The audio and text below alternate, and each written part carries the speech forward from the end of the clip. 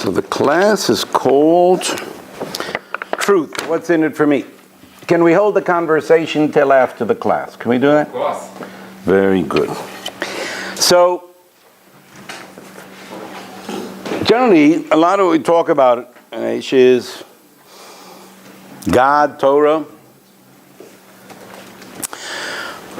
But you really have to ask a question before that. Michael. Rabbi Berger. Do you believe in God? I do. You do. What is more important to you than God?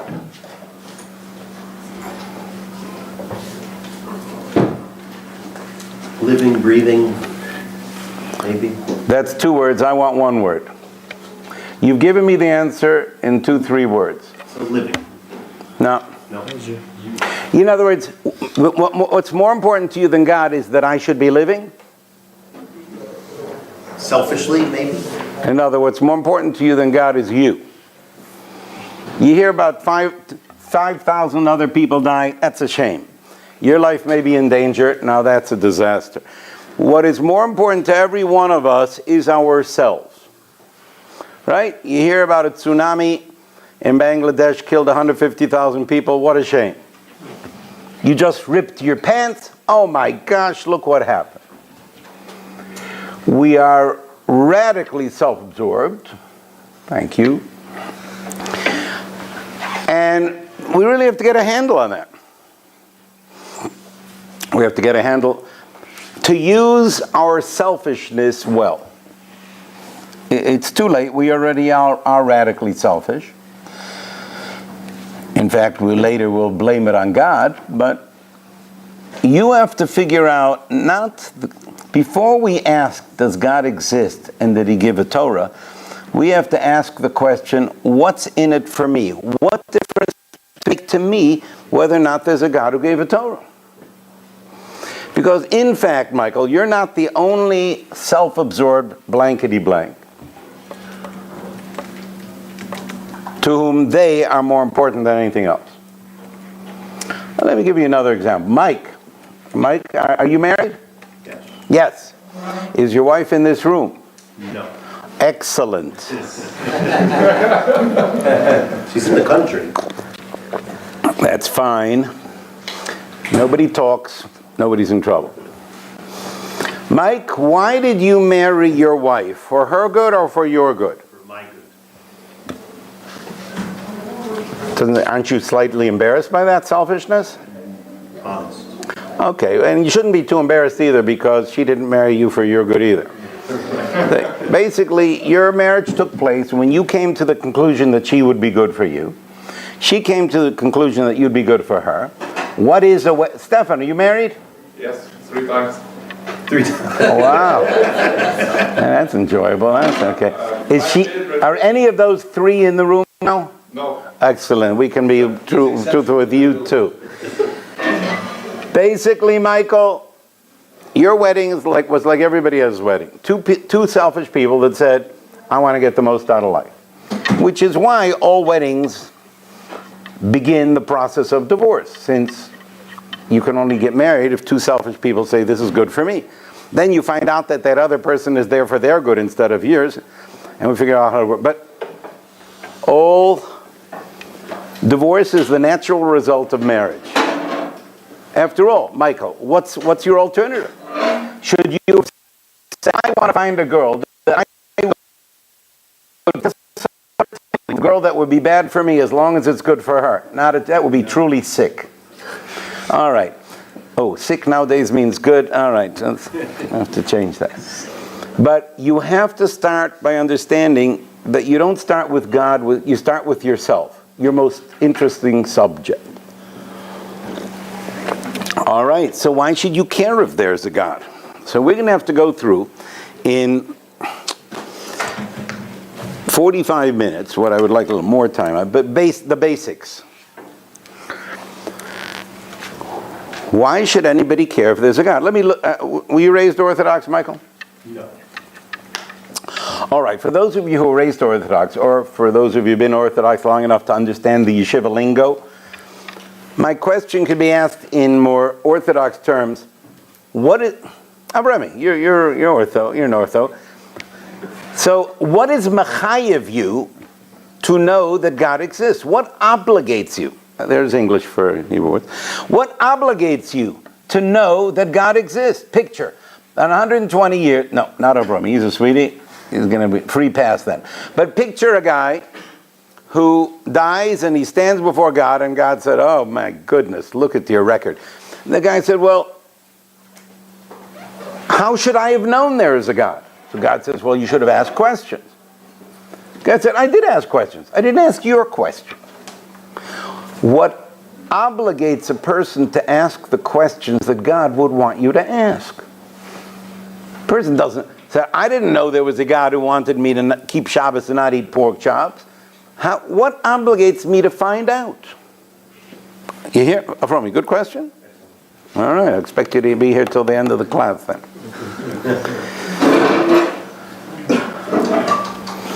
And so again, the question is, more important to me than God is me.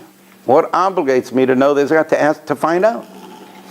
And so we have to start with 5 basic points. Try to go through them. They all deserve, each one deserves a 1-hour class. Am I still in there? You're perfect. No, I'm just still in there. Each one deserves a 1-hour class. We're going to do 5 basic points here. Stefan. Nature. What do you mean by nature? The creation. It must be God. It cannot. It's not realistic. It come out of the stones.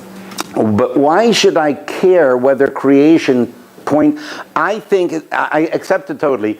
Creation is one of the many things. Creation is one thing, human history is another, Jewish history, but which is available to all humanity. But what obligates me other than to smell the roses and enjoy them? What obligates me to dig deeper? Maybe I need orientation. Okay, we're going to have to clarify the maybe and figure out that without God, putting God aside, what is the essential you? What is the you? The rabbis tell us that this, and by the way, this class I do for non-Jews who ask about basics of Judaism too. I don't think anything in this class is necessarily Jewish, because Judaism was the first missionary religion in the world, the first religion that says this is important for all humanity. In fact, Judaism was not even started by a Jew. He was started by a fine Gentile called Abraham. And the only evidence that he was Jewish was that Abraham came to the conclusion that he was right, everybody else was wrong. That was enough to start being a Jew, right? But other than that, Abraham was not a Jew. He was the human being that started this process.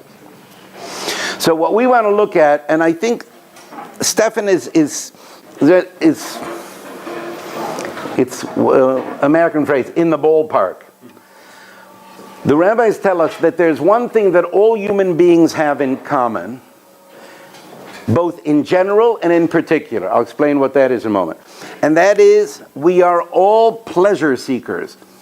That we have a drive for pleasure, and in fact, it is so basic to us that there is no breaking away from it.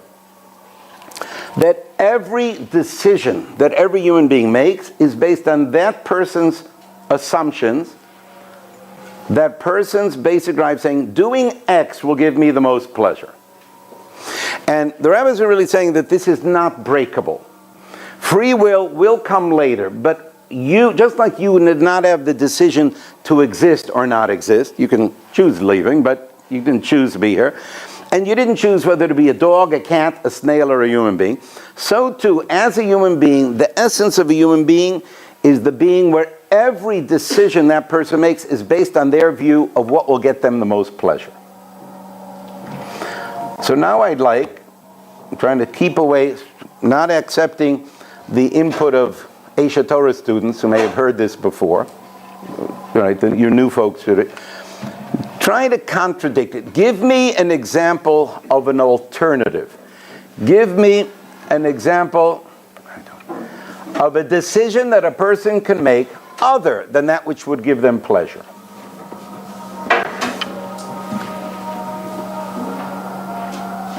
Do I have to pick on one of you guys?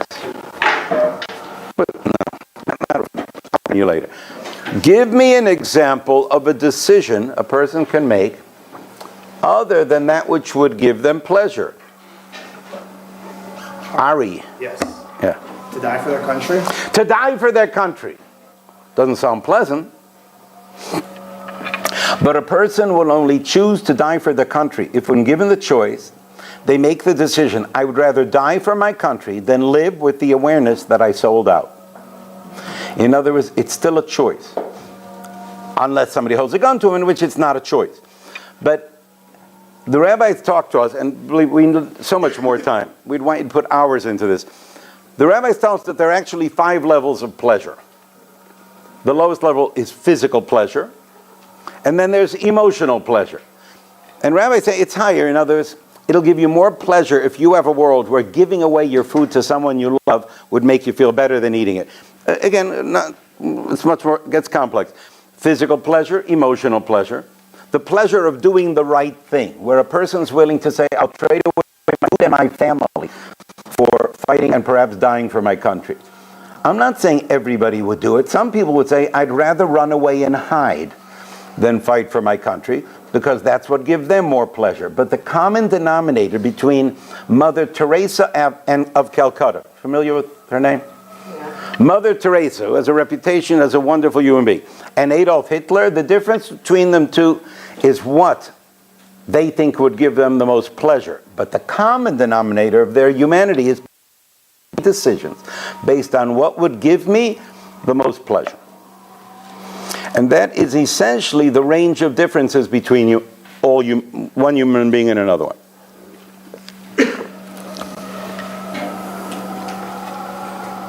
Are we making sense, Ari? Mm-hmm. So, by the way, it deserves so much more time. But because we live in a world where they're capable of charging you money for physical pleasures more than anything else, so they try to focus you as if pleasure is physical, physical is pleasure.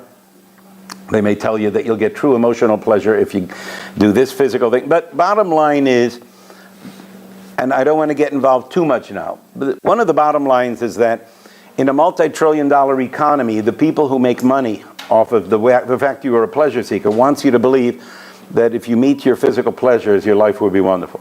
The fact that there's evidence that it will just depress you is fine with them, because they make money on your depression also. I don't want to get involved in that. But to understand, point number 1. Now I understand that Freud talked about the pleasure principle. Did he remember it from when he was in Cheder before he became secular and tried to become a big shot on what he learned? I don't know. All I can know is that the rabbis, this is in Jewish books, centuries and millennia before the 1900s.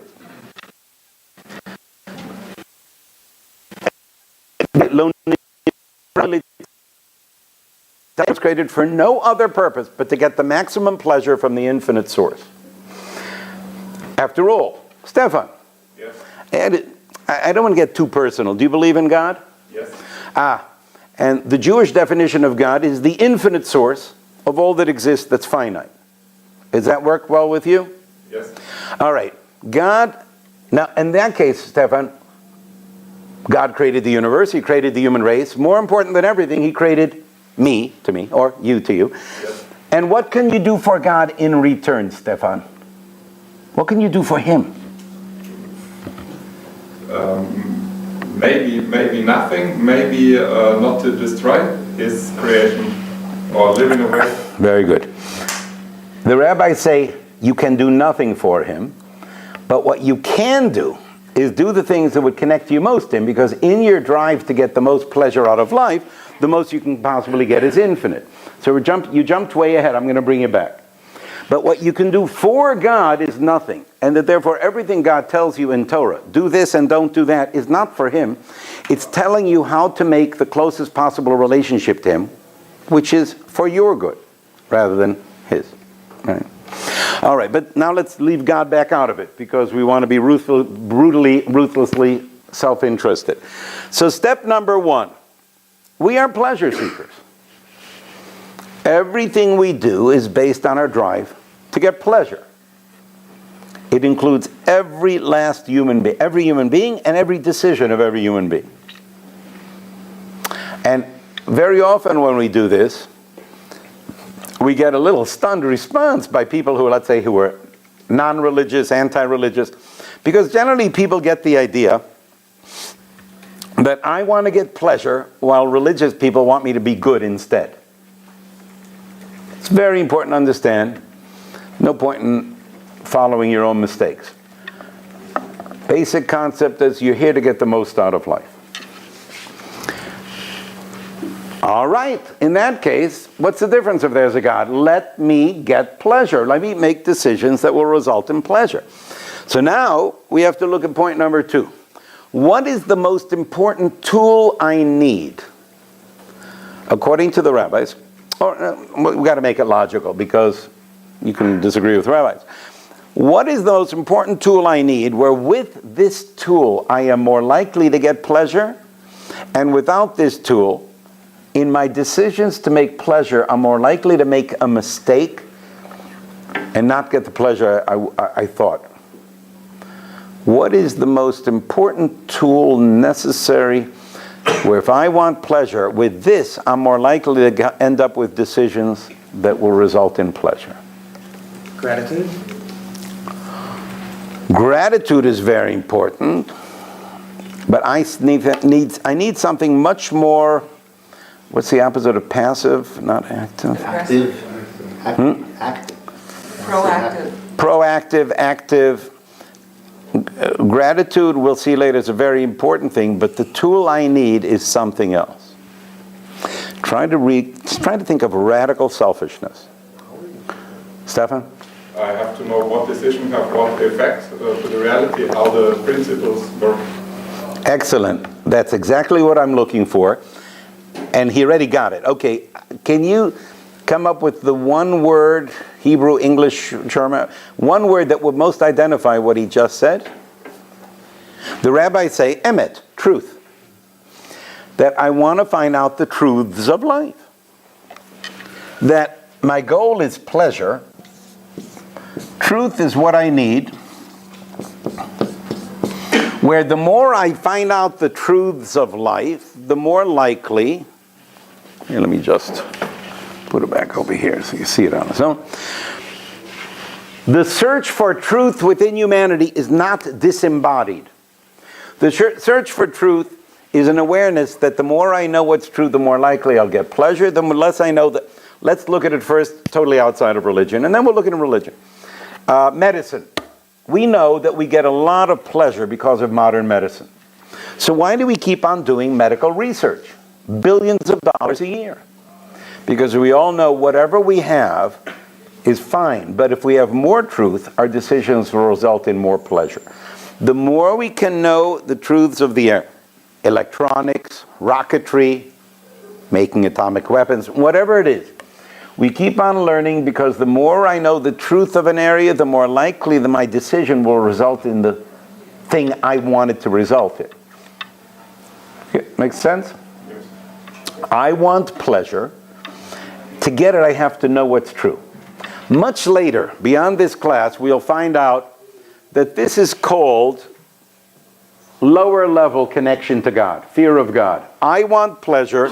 To get it, I have to find out what's true.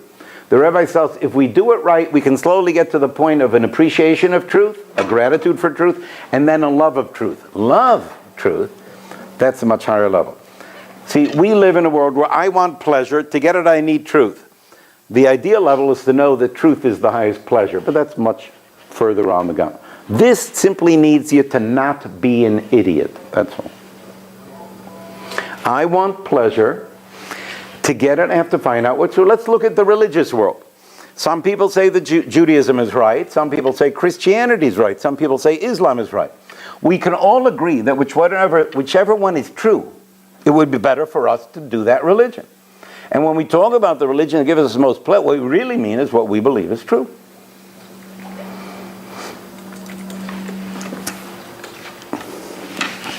Now, really briefly, just to touch on, is that, okay, I want pleasure. To get it, I need to know what's true. Stefan, Yes. He's a good sport, no?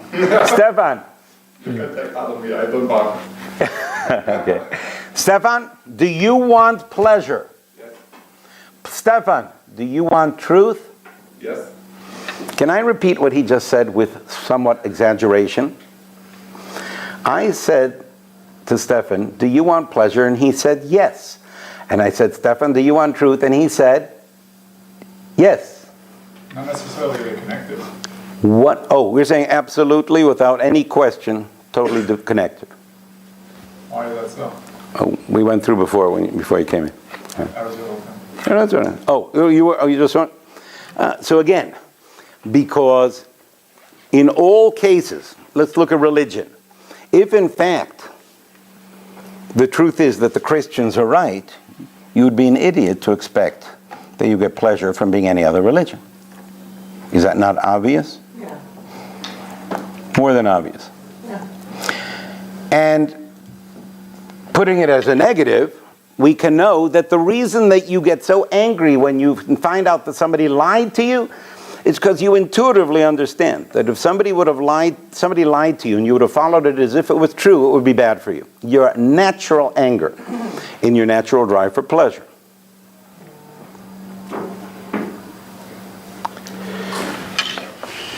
Or, to put it bluntly, you know what happens when somebody wants pleasure but they ignore truth?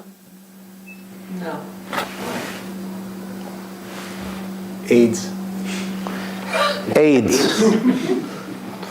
You've heard of AIDS?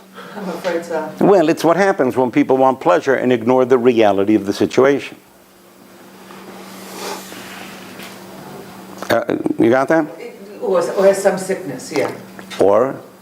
Or tooth decay, or losing a friendship. Again, we're just using the extreme. The drive for pleasure while ignoring truth is likely to be quite costly, whether with religion or with anything else.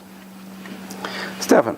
Yes, so you don't get the optimum out of it. So if you ignore the truth, you get less pleasure or even pain. So we'll go really briefly on this. Very often people say, but wait a second. In other, isn't it true that sometimes truth hurts? The truth hurts? Yes. No, I didn't mean that. Oh, go ahead. If you ignore the truth, so you get less pleasure or even pain. No, so what I'm saying, let's go back to you in a minute. I'm saying that even with truth, you will get pain. The problem is, very often, and we're going to look at it in just a moment, we're going to go into the 3 points on the bottom, the problems that people have with it, is that very often people say, okay, I want pleasure, and therefore I'm going to go for pleasure by avoiding pain. You can't do that. So because, see, if you try to get pleasure by avoiding pain, you're just, in the end up, you're not going to really get it. Pleasure has to be something so valuable to you that you're willing to pay a price for it. You may either be willing to die for it, as long as it's worth it, based on the truths of the reality of the situation. You're not here to avoid pain. You're here to get pleasure. And everybody is willing to pay a price in pain to get certain pleasure. You ever go to the movies, Stefan? Yes. Have you ever paid for the tickets? Yes, most times. We won't go into gruesome details. But you paid for it. $10, $20, $50, and as you're willing to pay a price in pain for that pleasure. You made the decision. Is it worth it, is it not? Yes, exactly. Have you ever bought a house? Yes. All right, so when you buy a house, you pay much more than $10, $20, $30. You figure out what is the pleasure that I get from this house, and you'll figure whether it's worth paying that price in pain, otherwise known as dollars. For some houses, $200,000 would be worth it. $400,000 would not be worth it. Other house, it's worth $400,000. It'd be worth $1 million, but $2 million is not. In all cases, if your goal is pleasure, that's fine. Be willing to pay the price in pain that makes it worthwhile. Now, just a little 10-second advertisement for Judaism before we go back to self-interest.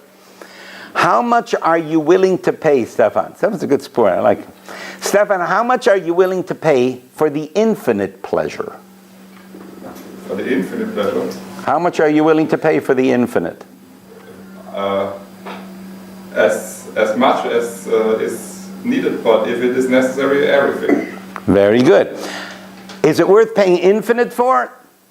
No, No. No, are you Jewish, Stefan? maybe. No, that's all right. Sweetheart, either way. You stay either way. Don't worry about it.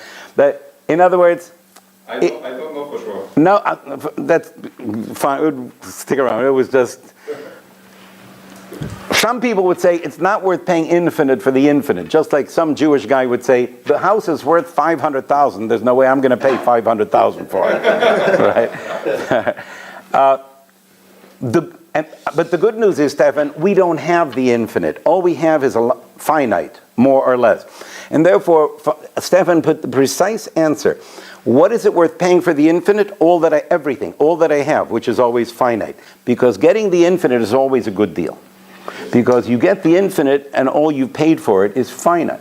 Okay, so just a little religious thing here. Now we're going to go back.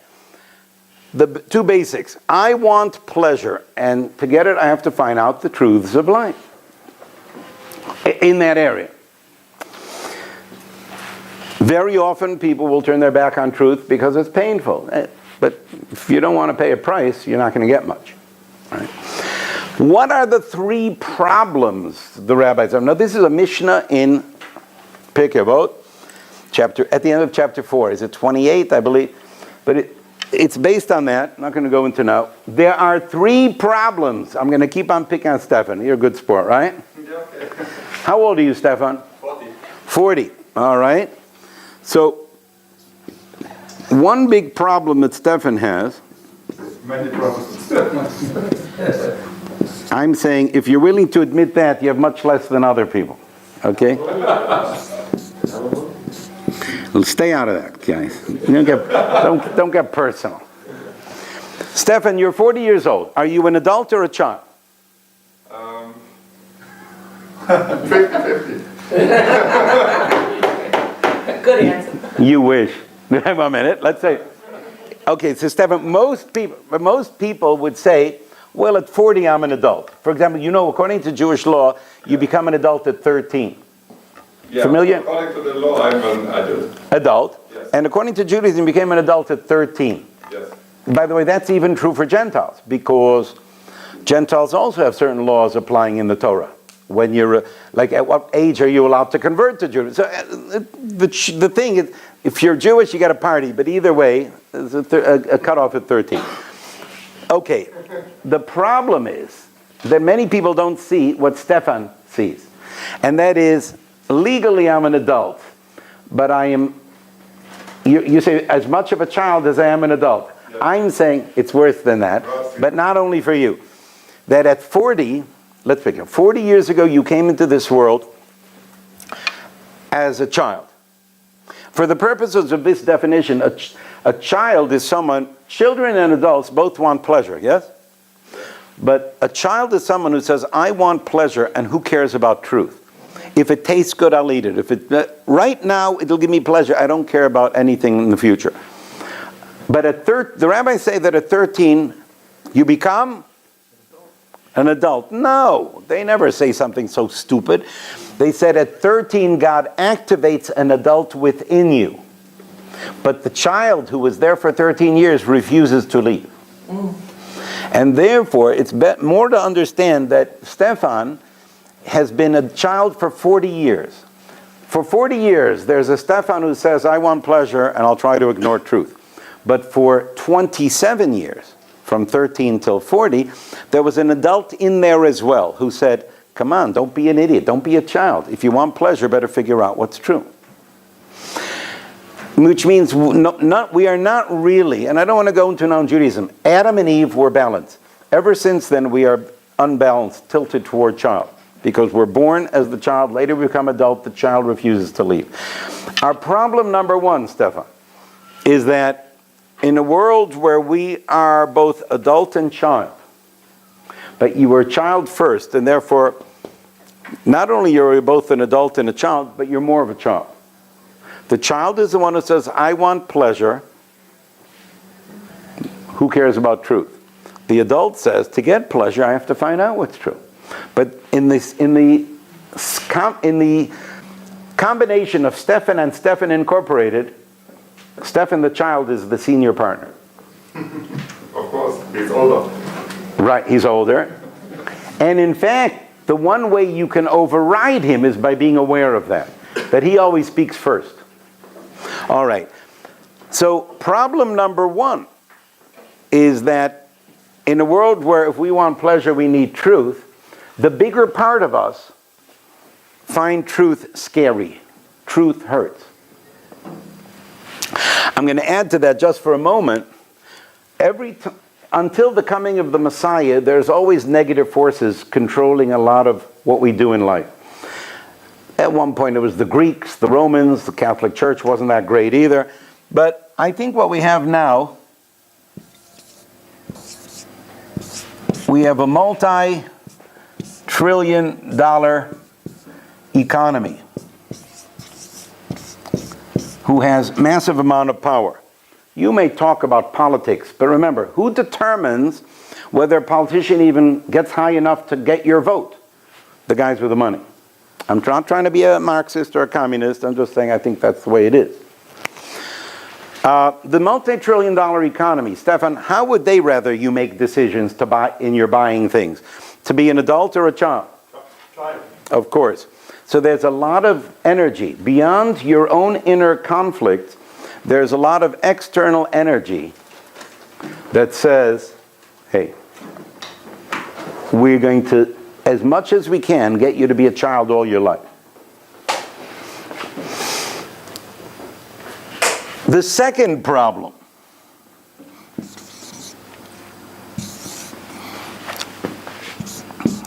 the rabbis say ta'ava, our natural animal self.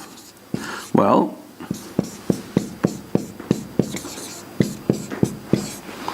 Stefan, Yes. are you a human being or an animal? 80-20 for the animal. 80-20 for the animal. In general terms of seeing it, yeah. The Darwinian theory generally is, Darwin said that we are massively, I think Darwin said we are 99% animal, 1% human. What does the Torah say?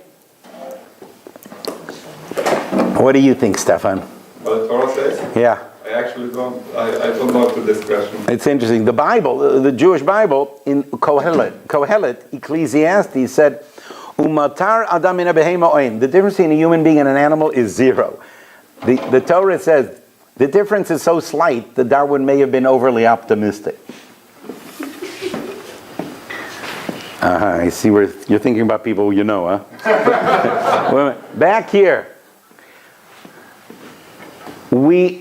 Separate from this, we are human versus animal, but we are so much more naturally animal than we are human. Picture yourself, your life, your basic drives, eating, drinking, breathing, sleeping, etc., is natural to you. I've taught at Aish Torah. I'm in my 33rd year at Aish Torah, Stefan. And I keep on hearing on a regular basis, Judaism's demands are unnatural. Absolutely. Nature is the animal kingdom. The animal kingdom is nature. And there is even material we have of Adolf Hitler saying, only Jewish arrogance demand that we rise above nature. This guy understood us. Right? Animal is natural. Human being is hard work. Why does it make sense? Because God, from the Big Bang until human beings, according to the rabbis, until 5,778 years ago, God created nature. From the Big Bang, how long did it take him? 6 days or 15 billion years? I don't care. I wasn't there. I'm not interested. Right? But at a certain point, a human being comes, it's the animal that is given the capacity by God to make a human being of himself. His natural state is animal. He can work hard to create a human being. Torah, for example, are the do's and don'ts of how to connect to God. The Jewish definition of a human being is the animal that overrides his animal and makes the decisions through the information of Torah of how to make a relationship with God. We would say, according to Judaism, the closest relationship to man and God, in human terms, is a marriage. And therefore, what we mean by Torah, just like any marriage, any friendship, is the do's and don'ts of how to make a connection to God. Based on who God is, based on who you are, and based on what he told you. You make the decision. What is free will? Free will is God saying, this is the difficult way you create a human being of yourself. Human being is the created being that can connect to the infinite creator. You can picture that in its absolute sense, all there is God. Everything else, the universe, the solar system, rocks, snails, dogs, cats, and me and you, are all created. We are the created thing that by taking that information can actually connect back to the creator that created us. But it's a lot of hard work. It's the information of how to do it. And it'll actually begin to explain to you how the more of a civilization comes to believe that Judaism is telling the truth, the more they want to kill us. In other words, the pagans did not want to take Judaism, but they didn't believe it's true. They can just laugh it off. The more a civilization comes to believe that there's a God who gave a Torah, we call them Christians and Muslims, the more the best of them become much better human beings. But the more the masses of them are outraged. Outraged. And what Judaism is demanding, and they know it's your fault. And they're right, by the way. Sigmund Freud, although he was a Jew, he was totally secular. Freud, in Moses and Monotheism, said, Christians don't hate Jews because we killed Jesus. They hate us because we produced him. How interesting, from a totally external to Torah element, as an intelligent man who analyzed many, many people and heard what they had to say, he came up with an interesting Jewish truth from a totally secular perspective. The hatred is not that we killed him, the hate is that we produced him.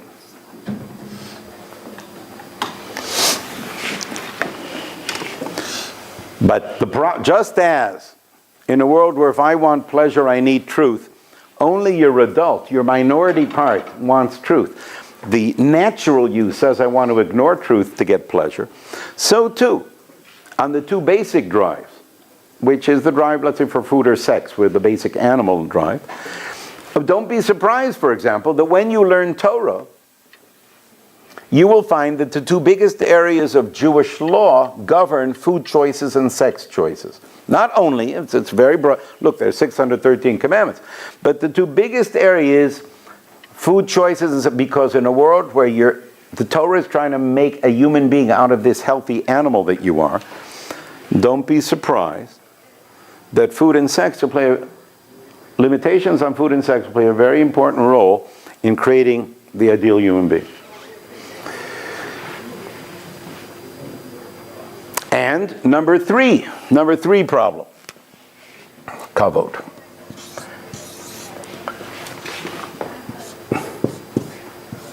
Am I an individual or am I part of a group? Stefan, are you an individual or part of a group? Another nasty question. Maybe for me personal, 90% individual, 10% group. But come to change. So first you're saying both. Both, yes. We are both. We are both. You're saying you're 90% individual, 10% group. Yes. So I don't know you well. I'll tell you what the general element is, although people at Aish Torah may be a little different, because whoever comes here is generally broken away from a world that says, who wants that? And looks at this. But Judaism would say, not only are you more group than individual, but that you are more extremely group than the other two. That in fact, if you work real hard, you can achieve, not automatically, but achieve regular adult status. If you work really hard, it's rare. A person can achieve permanent, not regular human status. But you can never really be the individual. What you really need, it's like in the middle of war for the battle of the human being that you are, you can only survive as a human being if you pick the right group to be a part of. Just like in a war, if you look at World War II, you cannot resist the Nazis by buying a machine gun, because they'll just chop you up. You have to choose another group. And no groups are perfect, so you're feeling a little uncomfortable. But you have to choose a group, accept the rule, be it in it, and then in that group, you can work your way up. You can be a private or work your way up to general. You do the things that have to be done, and you can achieve greatness, or at least, but contribute to the war effort. But really, we would say, let me look at it in Jewish terms, Stefan, and then hopefully, if you're going to be around this, we'll talk also. Yeah. Some person will, well, I'm an Orthodox Jew. And most people are not. So I made the decision myself. Maybe. Is your family Orthodox? Yes. And your grandparents? Yes. And so you made the decision to remain Orthodox instead of drop out. But I would also say is that if we were to go back 3-4 generations, see that your great-grandparents were Orthodox, had they decided to drop out and convert to Christianity, the odds of you being an Orthodox Jew are almost zero. That we don't see how much the decisions we make in our 40 years is massively based on sitting on the top of the decisions that produce to us. And, whether you're a Jew, a Gentile, even a Nazi, most people, we are massively the result of the decisions of others.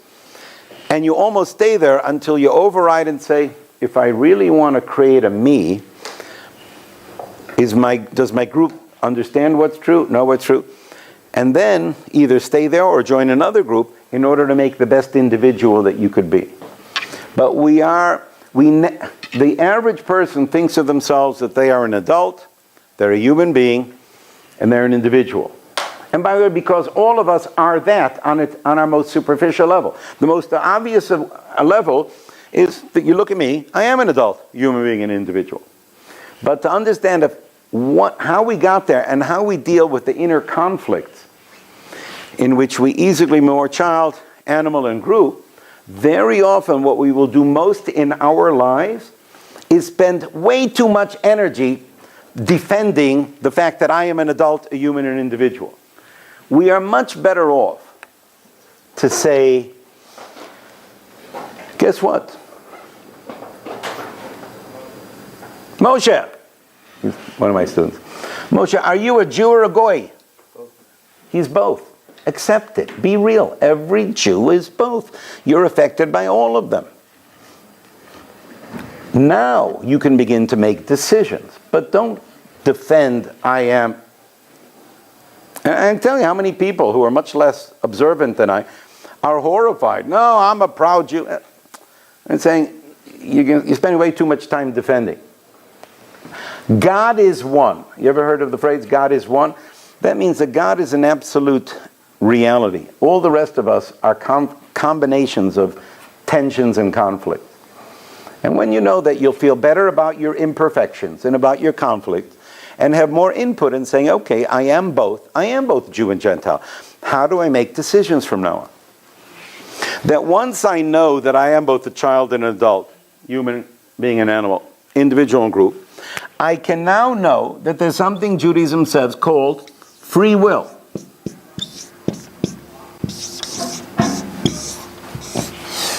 Free will means that I am aware, I want pleasure. We haven't got the guy yet, have we? I want pleasure. To get it, I have to find out what's true. I don't want to start with the idea that I believe in God. I want to start with the fact that I am a me, and there's nothing more important than me to know what is true. Now you think, that sounds like blasphemy, but it's in the Torah, it's in the Bible. The Bible. where Elijah the prophet, in his challenge with the 850 prophets of Baal in the first temple period, Elijah the prophet said, how long will you hop on both sides of the fence? If God is God, follow him. If Baal is God, follow him. Stop. Your grandma would be terribly upset. Forget about grandma. Understand.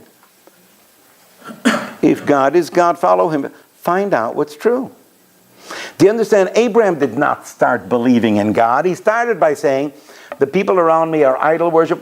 What they believe is false. I got to find out what's true. God wasn't obligating him to find out what's true. Who was? Who was obligating Abraham to find out what's true? Himself. He wants the pleasure. I want to get the most, and therefore the rabbis say, La'olam yamot. A person must start life not by loving God, but by loving themselves. It's called lo lishma. Just like Michael marries somebody very healthily, not because he loves her, but because he loves Michael. And then he learned, and she loves her. And then they learn how to make a great life together, where they give to each other, because the more you give to her, the better she'll like you. And the rabbis say, but when you give to her, not only does she like you, but God created a wonderful world where the more you give to somebody, the more you love them. And therefore you can create love, but you start with self-interest. Either intelligent, healthy self-interest, or childish self-interest, animal self-interest, group patting on the back, etc. Not a good idea. You start with saying, I want to find out the truths of life. There's nothing more important than for me.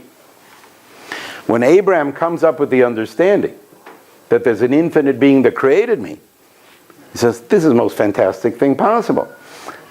There's one infinite supreme being. What can I do for him, Stefan? Nothing. And therefore, while I would one day like to love God, but he loves me, because clearly I was created for nothing I could do for him. The only truly absolute infinite loving is the giving that an infinite being does. Precisely because he doesn't have to at all. And therefore what I want to do is respond. First for my good, and then for love. And the thing that gets in the way most is that we are much more naturally child, animal, and part of a group in which finding out what's true is going to get in the way. You begin to understand that a lot of people say, why is it that there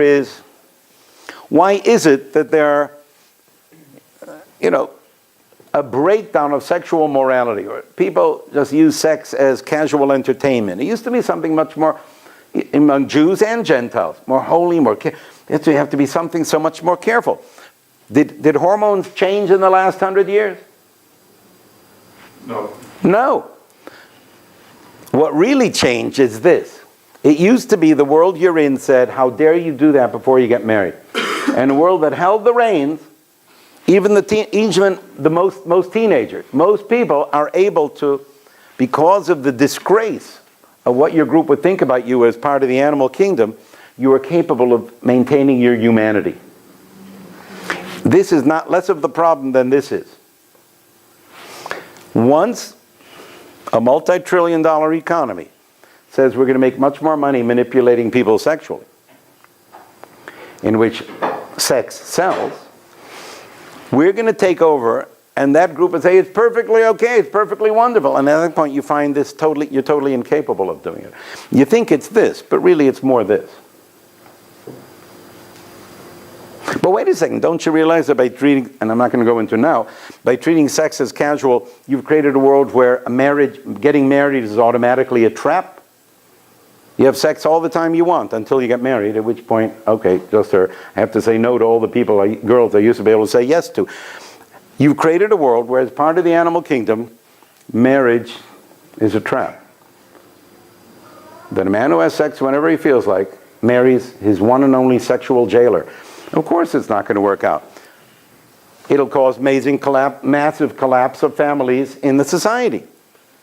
Isn't that obvious? Yeah, but that requires long-term thinking. As a child, all I care about is what happens to me right now. What do I care what it'll do to me 10, 20, 30 years from now? In the end, they all come together. Free will is the ability to override this entirely and say, if I want pleasure, I better find out what's true. I understand there's a child in me, the animal in the group, a major power that wants me to ignore truth. But if I really want to get the most out of life, I can exercise free will, not to be holy, not to be pious, just to be intelligent, to take care of myself. And the number one question that is left is, are you worth it? Are you worth all that energy, Stefan?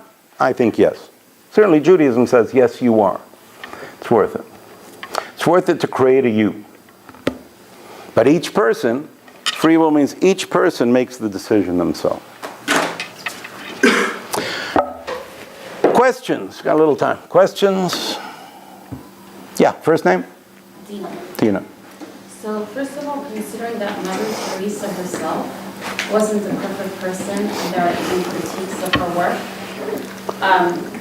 and the fact that both Hitler and Mother Teresa had free will, wouldn't it be that the core difference between them wasn't what they sought pleasure in, but their willingness to see the truth? No, what it means is that everybody makes mistakes. Okay. Moshe, he's a student of mine. Moshe, are you a Jew or a Nazi? Both. Yeah, we have both in every person. But the difference between Mother Teresa and Adolf Hitler, let's say the difference between Adolf Hitler and a great tzaddik, is the general trend in how they make the tough decisions based on what's true. But the shocking, scary thing about life is everybody has both sides in them. In Judaism, the concept is what makes a person righteous is precisely the fact that they could have been wicked and evil. And what makes a person wicked and evil is precisely the fact that they could have been righteous. And therefore, you will find within everybody the Hitler potential and the Mother Teresa potential. Now, how are you going to create a you? Right. So the choice to pursue. The choice to struggle and wrestle with these elements, but we're saying in the end it's not to create a holy, it's to create the best you that you could possibly be for yourself.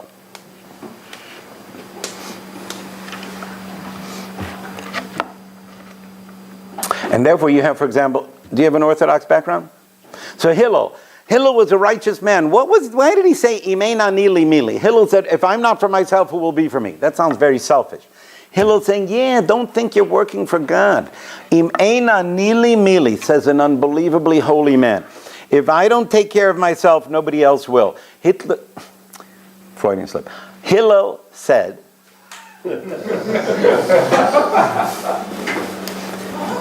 remember, what makes a man righteous is that he could have chosen to be evil. Right?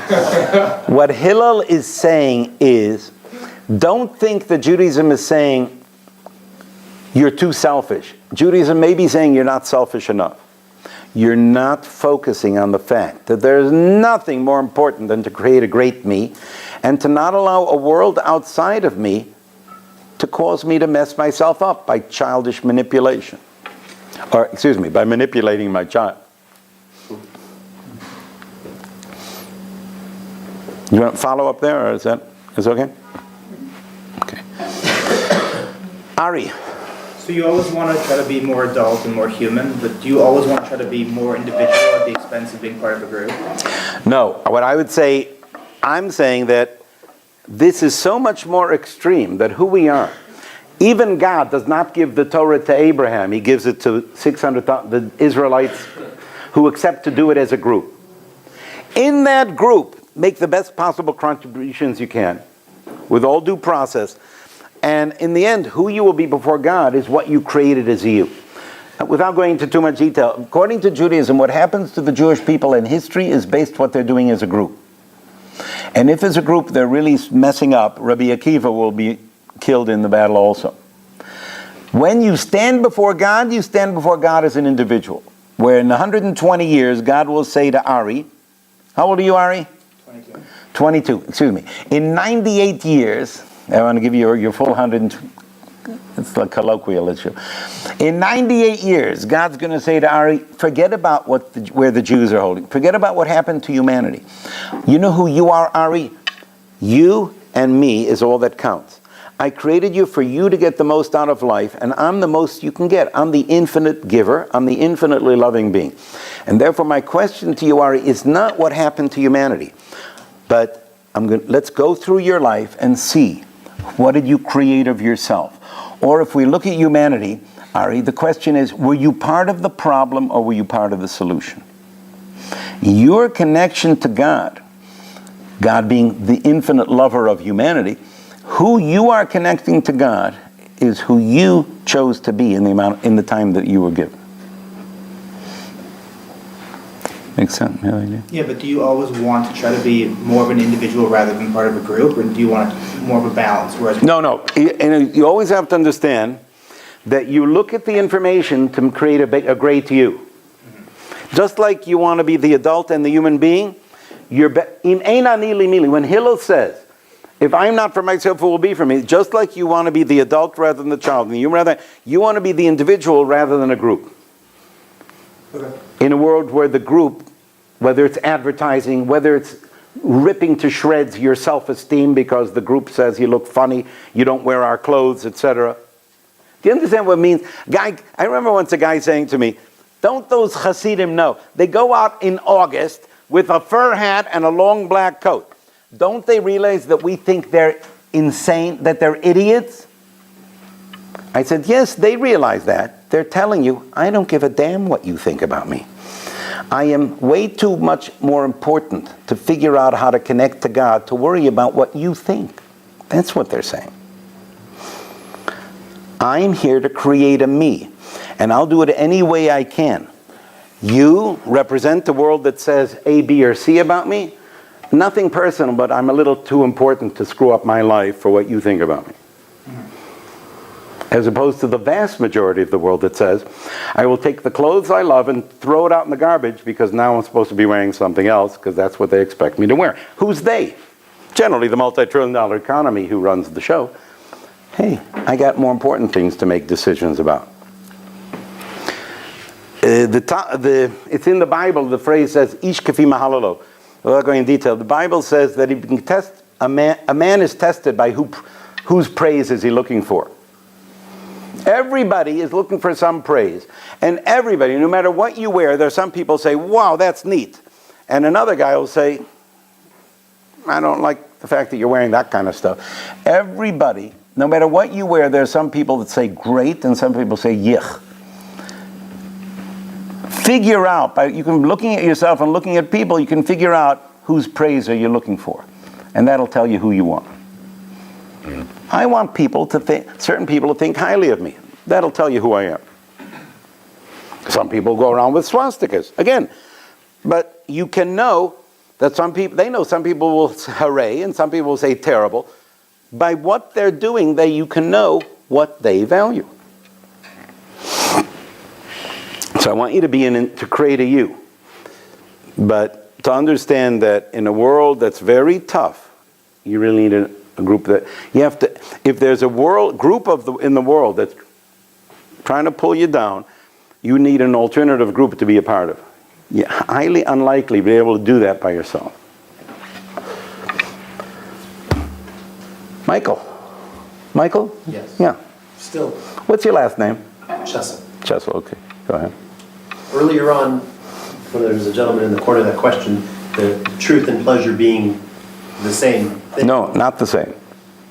Pleasure is what you're looking for. Truth is what you need to know how to get it. Because one seems objective and one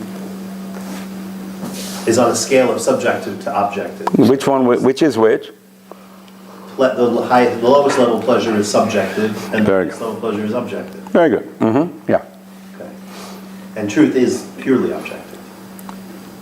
Well, we would say so. Right. Although the atheist who says it's not true is wrong because it's an absolute certainty, according to you, that there is no God. Well, the guy may say, I'm not sure. Well, you're not sure. my guess is that in purely intelligent terms, if you're not sure if there's a God or not, then you should be keeping the Torah on the possibility. And therefore you may feel uncomfortable saying I'm an agnostic, but by your living your life, you're telling me you're not an agnostic. I'm an atheist, but I know being an atheist in a world where no God could have told me that there is no God, I'm really being an idiot. You're not being an idiot, you're just being a child, an animal, part of the group, the world around you. Who agrees? It's likely. So Hitler wasn't seeking the truth. He was just, it was the pleasure. No, he said, this, what I say is the truth. Why wouldn't we say that? Why wouldn't we say that that was just the child and animal in him? Well, that's what I am saying. No. He's saying I'm saying that we can know that that's not true, and that he's down here. But he's saying, no, this is who I am, and I believe this is true. And I can know, by the way, that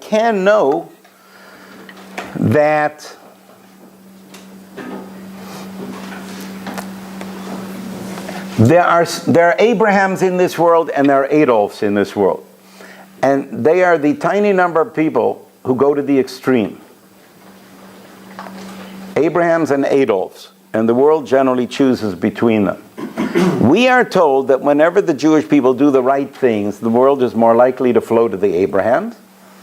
When we keep Torah, the world becomes a better place. And when we drop it, it's like the universe looks like a static universe. Only recently they discovered that it's an expanding, like we thought, that God created and it expands. The world thinks clunk, it's just sitting there. People think that whatever we do, things will stay the same, not realizing that what we do will create the dynamic of humanity. Without going into detail, I'd say I'm saying here that if you want pleasure, you need truth. What about morality? It's a whole other class. What about morality? Do you need God for morality? I would say no. It's clear in human civilization that all human civilizations have a moral code. The Jews, the Christians, the Mormons, the Indians, the Nazis. Every civilization without exception has a moral code. You may say the Nazis are immoral. What it means is that theirs are generally very different than the Jews. But every civilization has a moral code. And they all have one thing in common. What do you think it is, Stefan? Christianity, Islam, Judaism, atheism, Nazism. They all have a moral code. They differ, but what are they all based on? On proof? Adolf Hitler says, this is what I believe is true. And we listen to Mr. Hitler. And when he finishes speaking, you and I will be able to say, Mr. Hitler, what you just said is true about Germans, Jews, humanity, evolution. If what you just said is true, you were a good man and you did the right things. When we say that Hitler was evil, what we're saying is that what he calls truth is really false, and therefore what he calls good is evil. So, while here we're talking about why if you want pleasure you need truth. In fact, morality seems very different than this, but it works the same. If you want morality, you better find out what's true.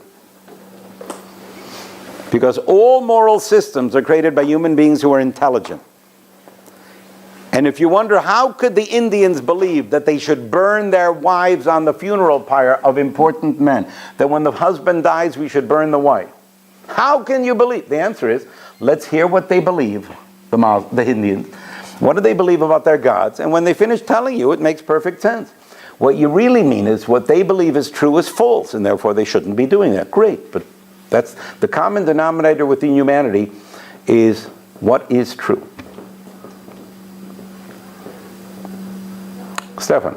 I see there's much interest in the room about Hitler, and I think the most important love a man can get in his life in the earthly world is the acceptance and the love of the father and of the father.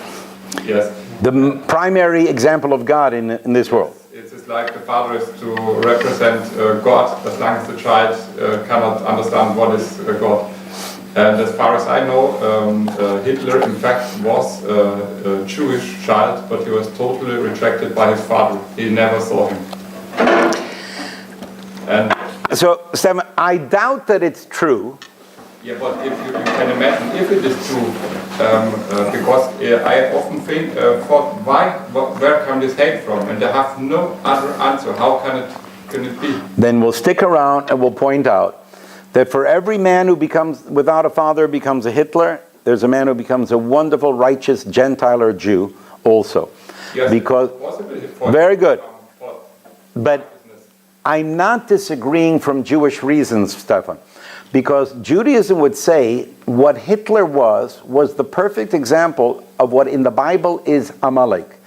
The ones who wanted not for the Jews to convert, total destruction of the Jews. They are the result of Abraham, Isaac, and then Jacob or Esau, and Esau. According to the Bible, Amalek is what a believing Jew would refer to as the Nazis, and they were the Jewish family. In other words, while Jacob was Israel, the side that went bad we're almost saying that the Gentiles cannot produce Nazis. That what you have is God's side and the attempt to destroy God's side created by good and evil, and the rest of the world chooses side. So the idea that it would come from the Jews is biblical. The idea that our side created that split between the light side and the dark side, and humanity chooses sides between them. So I certainly would not argue the issue of the light side choosing to be dark. That would be biblical, the idea of Amalek not coming from the Gentile world, coming from our world, making the opposite decision. Sorry. Yeah? So if we're all seeking truth, how is it that we have such a wide spectrum and we're in complete opposites if it's all in the name of seeking truth? I would say I don't believe it's all in the name of seeking truth. When you have a world that makes fun of this and says, well, who knows what's true? I'm saying what we're all seeking is pleasure.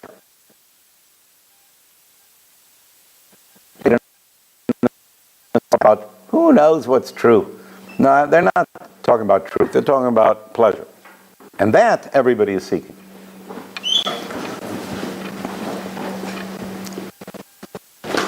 All right. Okay, thank you very much.